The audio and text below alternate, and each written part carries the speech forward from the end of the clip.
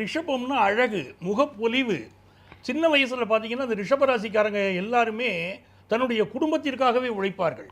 இவள் வாழ்நாள் உதவியாளர்கள் இவங்க. அப்படி குடும்பத்துக்கு எல்லாருக்கும் உதவி செய்வாங்க. ஆனால் சனி பகவான் என்ன செய்வார் ரிஷபராசிக்கு பொதுவாக அப்படி கேட்டிங்கன்னா, இளைய சகோதரத்தோடு கருத்து மாறுபாடை ஏற்படுத்திக்கிட்டு இருப்பார்.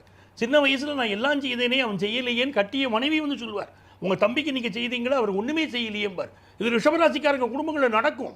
அதே போல் இவங்களுக்கு பார்த்தீங்கன்னா தாய் மீது மிகுந்த அன்பு கொண்டவர்கள் ரிஷபராசிக்காரங்க. ஆனால் தாயாருக்கும் இவங்களுக்கும் இடையில் ஒரு கருத்து மாறுபாடு இருக்கும். உடல்நல பாதிப்புகளை பொதுவாக கொடுக்கக்கூடியவர் சனி பகவான் ரிஷபராசிக்காரர்களுக்கு. இப்போ அவர் எங்கே வரார் அப்படின்னா, இவர்களுக்கு இந்த பாக்கியமே லாபமாக அமைகிறது. பாக்கியாதிபதி சனி பகவான்.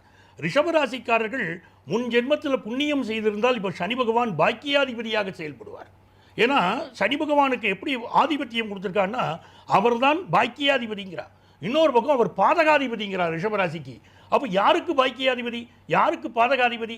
யார் நல்லது செய்திருக்கிறோ முந்தின ஜென்மத்தில் அவளுக்கு இந்த பாக்கியாதிபதியாக செயல்பட்டு இப்போ வாழ்க்கையில் உச்ச நிலையில் ப்ரமோஷன் அப்படி கொண்டு வந்து கொடுப்பார். யார் முன்ஜென்மத்தில் கெடுதல் பண்ணியிருக்காளோ அவளுக்கு இப்போ பாதகாதிபதியாக செயல்படுவார். இந்த ப்ரமோஷனே எனக்கு வேண்டாம்பா, நான் நிம்மதியாக இருந்திருப்பேன், என்னை கொண்டு போய் ஒரு தண்ணி இல்லாத காட்டுக்கு அவனுக்கு டிரான்ஸ்ஃபர் பண்ணி ப்ரமோஷனுங்கிற பேரில் என்னை போட்டு கொல்லறாம்பாரு அப்படின்னு சொல்ல வைக்கும்.